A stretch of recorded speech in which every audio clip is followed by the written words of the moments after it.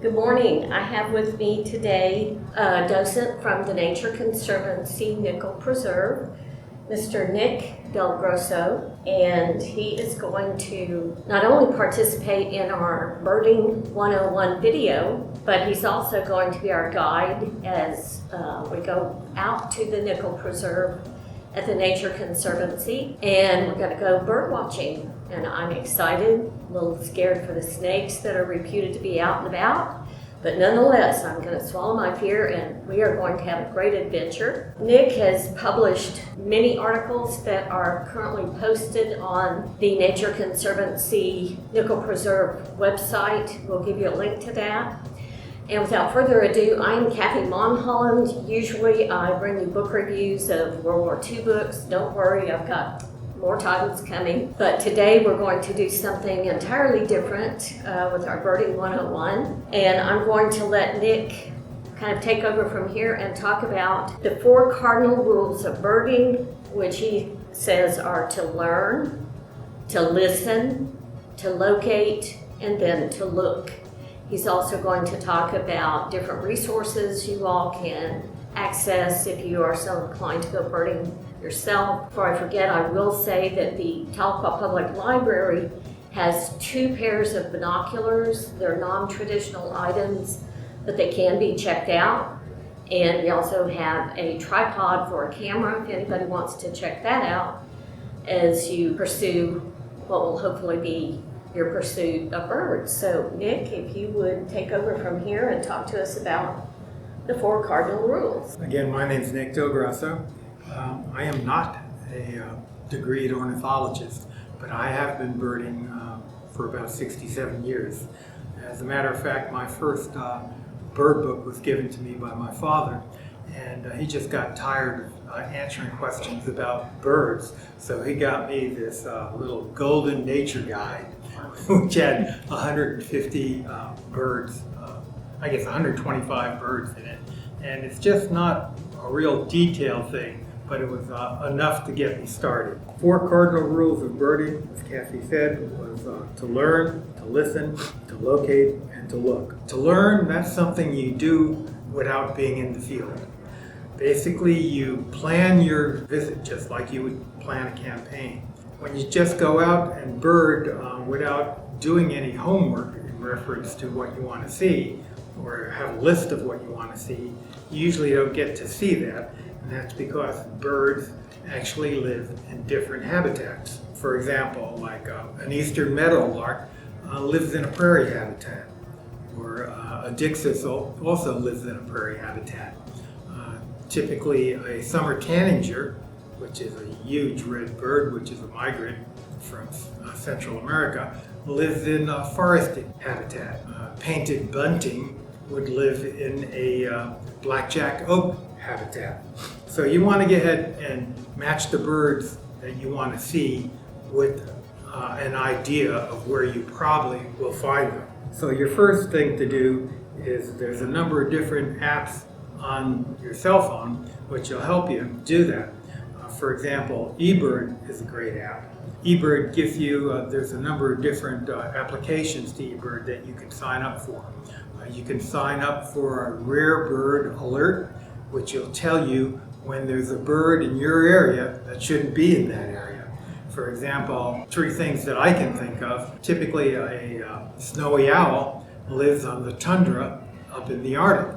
You don't normally get to see that, but sometimes what happens is that because there was a good year in reference to voles and lemons up on the tundra, there was a excess of baby birds or baby owls that survived, and the males usually drive those fledglings out of their territory. So those birds have to find a territory where they can feed, and typically that occurs in the fall. So these birds, or these snowy owls, are driven south, and they usually turn up in Nebraska or South Dakota, and sometimes even in Oklahoma. I've seen snowies by Ponca City in the past, and I've also seen snowies up by the 4-acre by the Tallgrass Prairie. But the only reason I knew of the snowies was because of the alert I received of the rare bird notification. Another app that you can see, which takes into consideration the entire United States, is their countrywide classification of birds which are in areas. So it actually details the areas that these birds would be in. You have to look at all the different habitats. Okay, so you're going to have a prairie habitat, you're going to have a wetland habitat, you're going to have a river habitat, a forested habitat. There are different birds that live in those different habitats. Obviously, shorebirds would be in a wetland habitat. You have to time some of your trips to migration patterns. Typically, the best times to see birds is when they're migrating north. Oklahoma is the midpoint of the United States and also the midpoint of migration. You see birds in the wintertime or in the fall that come down to Oklahoma from Canada and the tundra. And they stay here because there's food available. Food is a big factor for bird migration. Birds migrate so they have a sustainable food supply.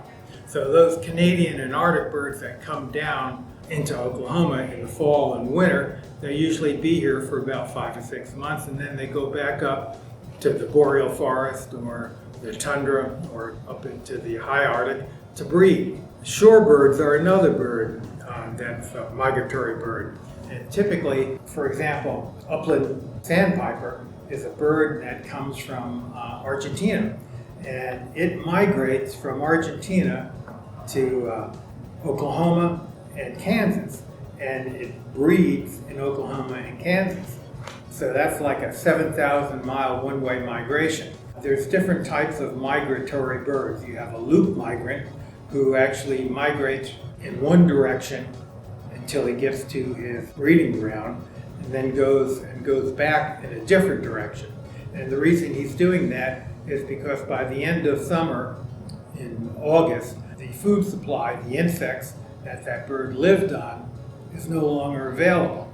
So that bird takes the coastal migration pattern back to Argentina because there's food available along the coast. Another interesting bird migrating is obviously the ruby-throated hummingbird. Such a small bird you wouldn't think would be a very fierce competitor for life, but the ruby-throated hummingbird migrates across the Gulf of Mexico in one flight. So by the time he leaves the Yucatan Peninsula in Mexico and reaches the United States, it's in Louisiana or Texas usually. He's been on the road for between 2 to 2.5 days, and he's exhausted.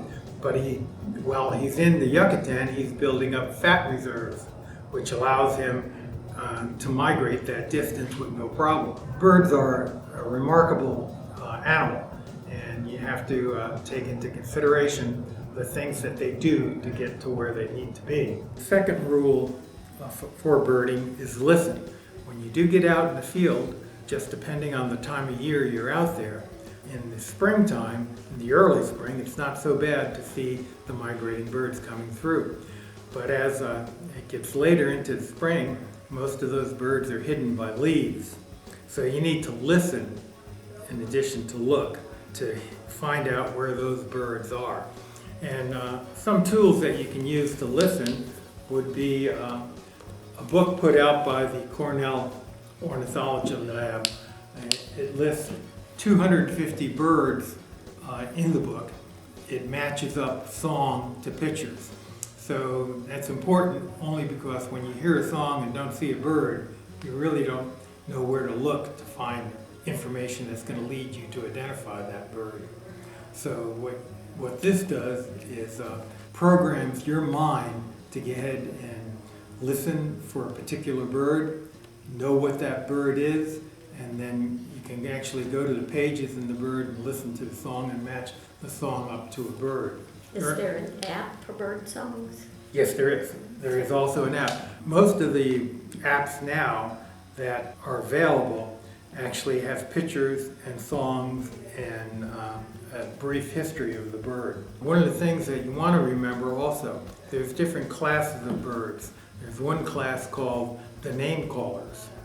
And this class of birds, there's only 7 of them, but this class of bird actually in its call calls its name. For example, a chickadee would be a chickadee-dee-dee-dee, okay?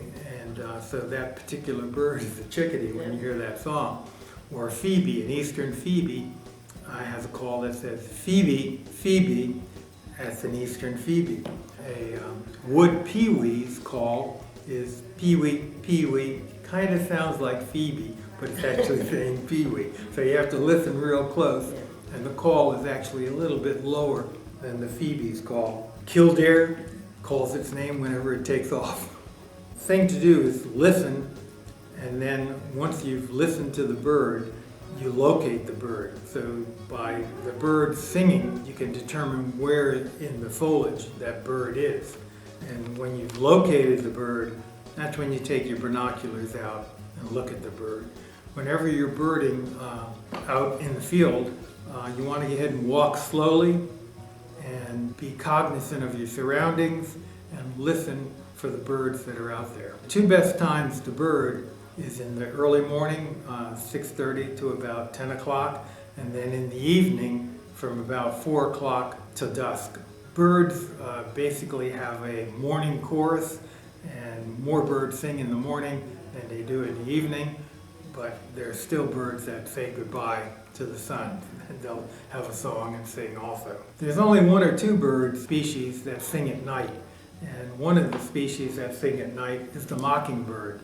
The mockingbird really has a unique song. It's a combination of normally anywhere from 10 to 15 songs from different birds it's heard. Yeah. Hence the name mockingbird. It's a mimic. The great horned owl sings at night, and the barred owl sings at night also, and so does the screech owl. So owl species tend to sing at night towards dawn, unless they're actually in a mating call, and then you'll get a duet between a male and a female. Typically, an owl roosts during the day in cedar trees here in Oklahoma usually, or in cavities in the trees that might have been hollowed out by woodpeckers. A big cavity for an owl, like a great horned owl, would probably be a cavity that had previously been used by pileated woodpecker. The only owl that hunts during the day usually is the short-eared owl, and we have a number of those in the fall and winter up at the Tallgrass Prairie outside of Pawhuska. But they're really kind of a neat owl to see. They actually roost not in trees, but on the ground in the high grass. And it's not uncommon to see short-eared owls roosting with northern harriers. And as a matter of fact, if you actually take a real close look at a northern harrier, it has all the characteristics of an owl, but it's actually a hawk. In its facial pattern, it has depressions on either side of its head, funnel sounds into its ears. So it's really kind of a cool bird to see. Some of what you want to do to properly look at a bird is use a pair of binoculars. And typically, when you're using binoculars for birding, you want to get 10 magnification and a 42 millimeter objective lens. And the reason for that is anything larger than the 10 magnification, you're not going to be able to hold steady. So that's why you want to get a 10 by 42. Anything larger than that, you're just not going to be able to hold it steady, and you'll get a distorted view through your binoculars. I've got a pair of binoculars here that I like. Cool. It's a Vortex Diamondback, and it's a 10 by 42. Obviously, there's a couple of different things you can do. Just hang it around your neck so it's available for you to quickly use. If you're using a pair of your own binoculars, you probably already have it set to the type of magnification you want in reference to the distance. Where would you find a pair like that? I got these Vortex actually on the internet. Oh.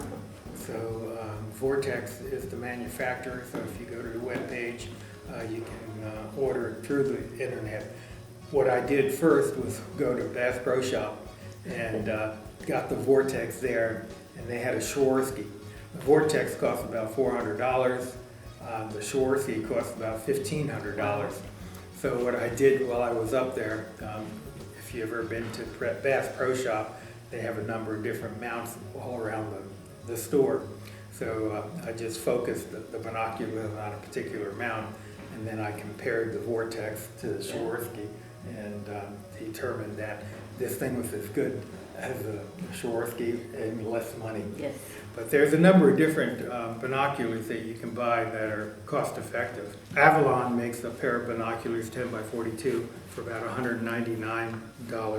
Leopold also makes binoculars for about $250, but they also have binoculars that go up to $999. And actually Vortex has a Vortex Razor, which is about $14.99.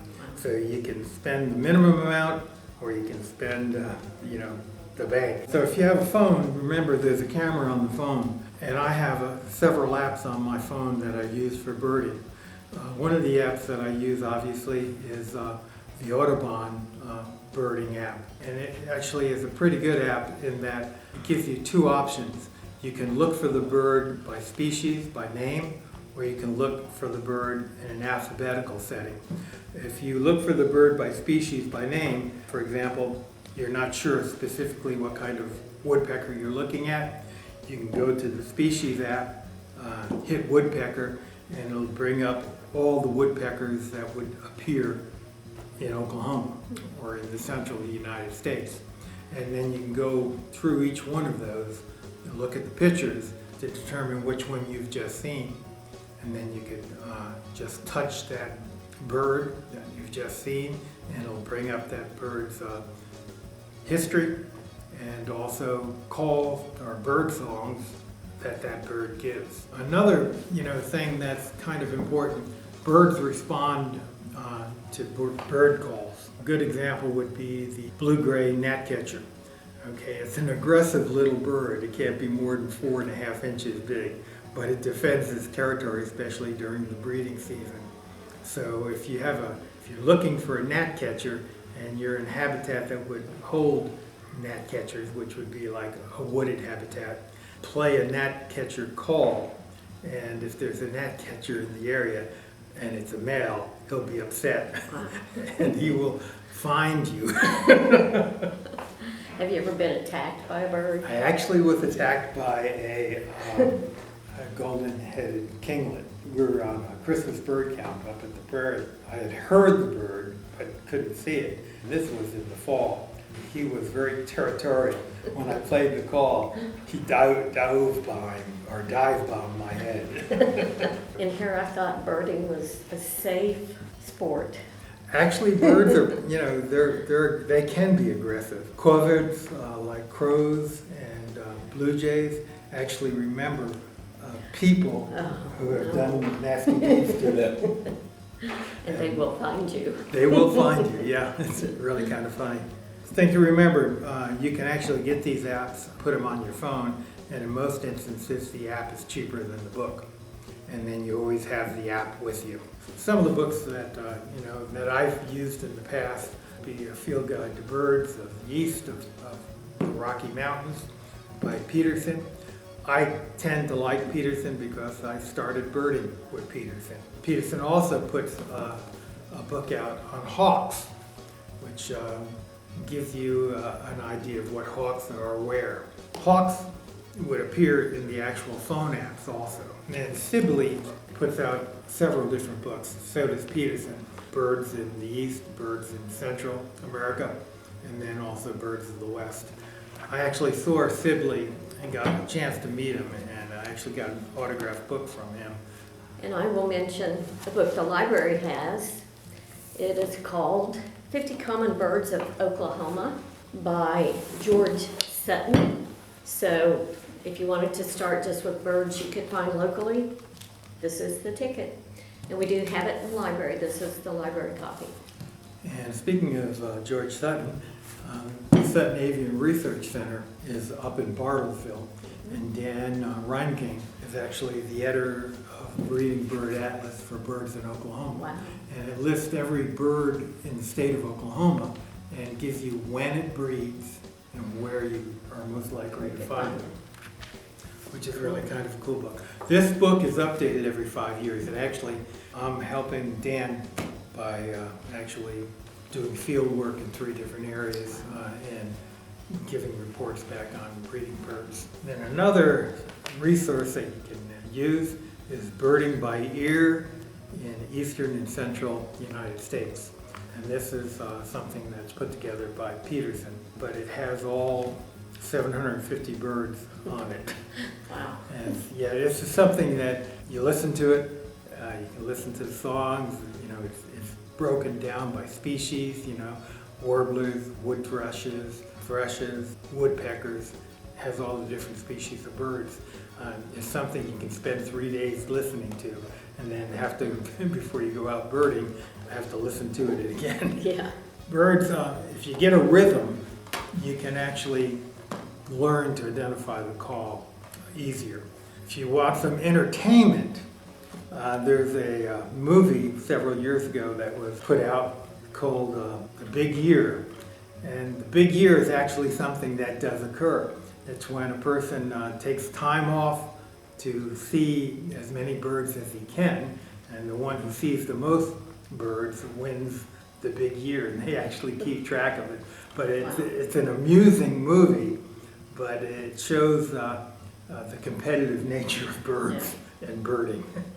I'm not a big fan of actual cameras, only because when you're lugging around all that equipment in the field, for the most part, you're not really ready to take a picture until you find the bird. Cameras and scopes are good if you're birding from a blind, but if you're walking through the woods looking for a bird, they're not all that good, because by the time you get your camera set to the point that you can take a picture, the bird's gone. Yeah. So that's why I use a phone. If you're close enough to see the bird, you're probably close enough to take a telephone photo of it. How many have you seen? How many birds of those 750? I'm only up to about 355. I've birded from Maine to the Everglades, Key West, and then from the Atlantic Ocean to the Pacific Ocean. So you've been all over. Yeah. Really cool places to see birds. If you're not focused in on your home state, you can actually go to Texas. Laguna Anacosta is a reserve in southern Texas, and it's great for shorebirds. And then also Big Bend National Park in southern Texas is also great for shorebirds. Well, thank you, Nick, for this brief but, to me, very illuminating discussion. Nick is also going to be our guide out at the Nature Conservancy Nickel Preserve, and we're going to get ready and head up there, so we'll see you all in the field.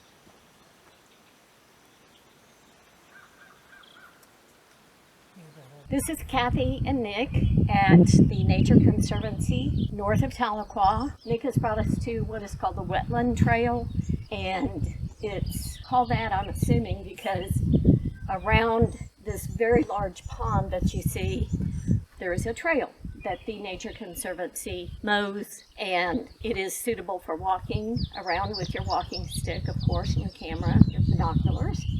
So Nick, I'm going to let you say. Okay. Yeah, this is Nichols Preserve, 14,000 acres roughly.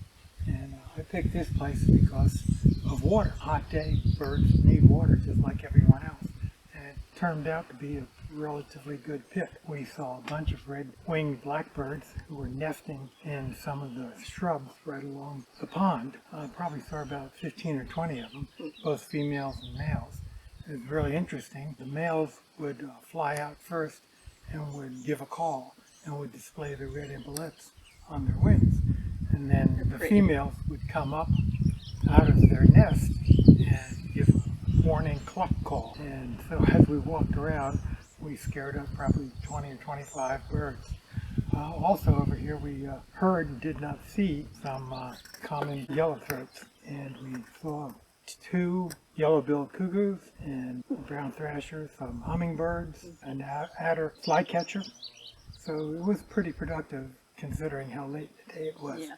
The best time to bird is either early in the morning, around 7 o'clock, cool, or late in the afternoon, between 4 and 7. That's when the birds are most active. When it's this hot in the middle of the day, they just try to find a cool spot and conserve their energy. Just like people. We also saw, was it 1 or 2? We saw 2 deer. Yeah, 2 white-tailed deer that were very pretty.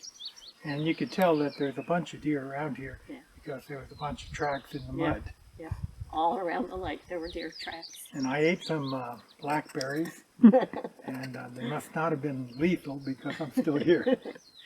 Yes, we saw all kinds of tiny little beautiful flowers. The berries that Nick was talking about were all on the right side of the lake. We didn't see that many on the left side, on the opposite side, but being the brave Army veteran that he is, he took a chance and ate a ripe berry and said it was good.